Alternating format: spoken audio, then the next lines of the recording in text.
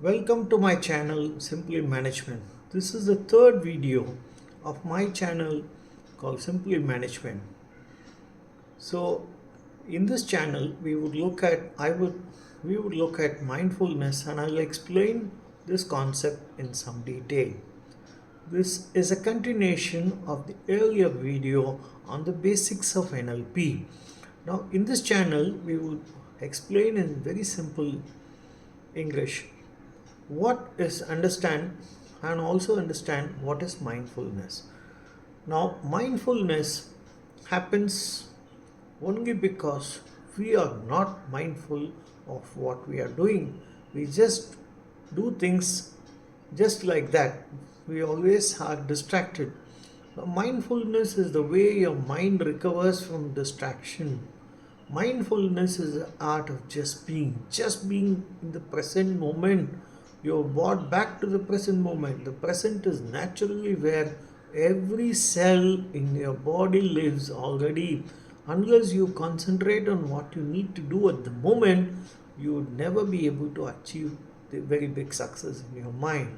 It is also where the mind wants to live if you allow it to. So once you start understanding yourself, once you start understanding the patterns of behavior and where you get distracted, you can always bring back your mind to where it should concentrate at the moment. The present moment is always very precious. Time is very precious in our lives. The moment we understand what happens to us, it's always very easy for each one of us to be very much concentrating on what we need to do at any point in time. And that is exactly what we call as mindfulness. So let's go to the next concept. Or for example, some examples. You start driving. Maybe you're driving a car now, or a two-wheeler. Your cell phone starts ringing. Now you should never do this mistake of attending to the phone while you're driving, as most people do on the roads. And that's a very dangerous thing to do, not only for yourself, for the others as well. You can't afford to do that. Even when you're driving a car and you have what is called the Bluetooth, it's still not very advisable to drive the car and also speak over the phone. The best thing is to park the car at some place, very convenient place, and then attend to the phone call, then come back to whatever you're doing, that is driving. Unless you can't do two things at the same time. So you are going to your doctor to find out something about your medical problem, and he starts saying something, but you're lost in your own thoughts. This is very dangerous because you would never be able to understand what he is saying unless you have a big focus on what he is saying. This is the art of mindfulness.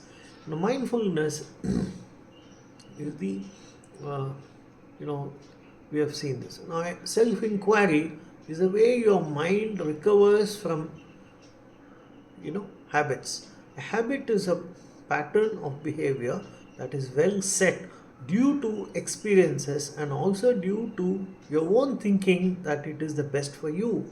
For example, many of our habits are unconscious. We start biting the nail, for example. We start asking, why don't you come again? Now, you can't ask that again and again. Many people do this. They are lost in their own thoughts and then they'll ask, why don't you come again? That means you need to explain what you have been saying once again. That may it may irritate you no end, and you would really give back saying that long or how many times should I explain the same thing to you? You get irritated. So it's very dangerous to say, why don't you come again? It's not the solution at all. And for example, sometimes some of us have a habit of interfering in others' business and also offering some solution as if we are the best experts in the world, even when they had not asked for any solution. For example, you would find somebody who has done his plus two examination. You would really pounce on that person and keep on giving one suggestion after another as to what he should study, where he should study, the amount of money that you should have, and all that. Unsolicited advice is never welcome. This is exactly one of the points that we should remember as far as mindfulness is concerned. So you need to do why you should make an analysis of your own behavior, self inquiry, and understand what's happening to you as a human being and what you should do to rectify your behavior. This is also very much part of what we call mindfulness. Then for example, reflection is the way your mind recovers from thoughtfulness. Once you start understanding yourself, once you start reflecting on your own behavior, you regard your behavior, see what is self defeating or troubling about it. There are certain restrictive patterns of your behavior. There are people with inferiority complexes. They would never have the confidence of doing certain things and they would discourage others also. For example, supposing you tell them that you're going on a holiday and you are taking a flight, they would immediately tell you, what if the flight is cancelled? What if you are not able to make it at the right time? What if the hotel booking gets cancelled because your flight is late? And such of these negative things. Now, once they are negative, the same kind of thought patterns also may start coming back to you. You would also start thinking, oh, maybe he's right. So why should I, not rethink?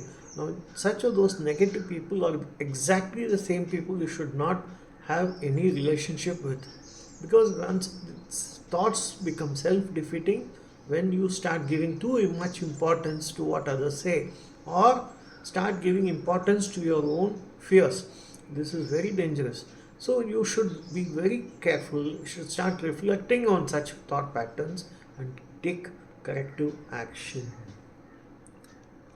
Now, contemplation is the way your mind recovers from confusion. Once you start understanding things, now the best way is to keep quiet, close your eyes, go into a sort of a trance, close your eyes, just look at your breathing pattern, and then close your eyes for at least just by 5 to 6 minutes. Do nothing, and once you are through with this sort of process, you really understand what's life. Your mind has what is called clarity over confusion. That is contemplation. And the simplest thing is to meditate even during the day for just 5 minutes. Tell your boss and then, or maybe your colleague, and then start doing it. You really see the difference. So, prayer. Now, this is another way of doing things. You pray to God, whomsoever you consider as God. Every human being has got a preference for himself or herself. You should actually start praying for just 3 or 4 minutes, and then you need to contacting a higher power. You're acknowledging a need for connection. You may be helpless, or you may start feeling helplessness. You are helpless. For example, people who have a sick relative, who are having some financial trouble that is far beyond their means of control or far beyond their normal sources of income, they would really be in debts. Now, such of those people always need to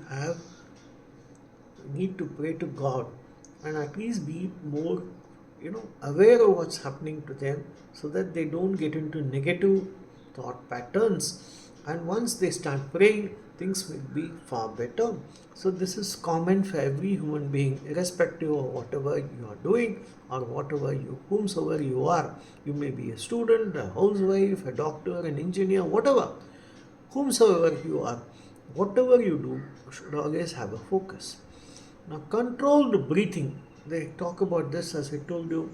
So just have a very simple way of doing it is just sit in a chair, close. You have put your index finger on your right nose, close the nose, and then inhale through the left nose. Release the breath through your right nose. Do the opposite again and again for 2-3 minutes. This is exactly what some experts talk about as controlled breathing. this helps you to come out of the stress that you may be having at any point in time. So I do hope this video would have been of some use to you, would have you would have understood some basics of mindfulness.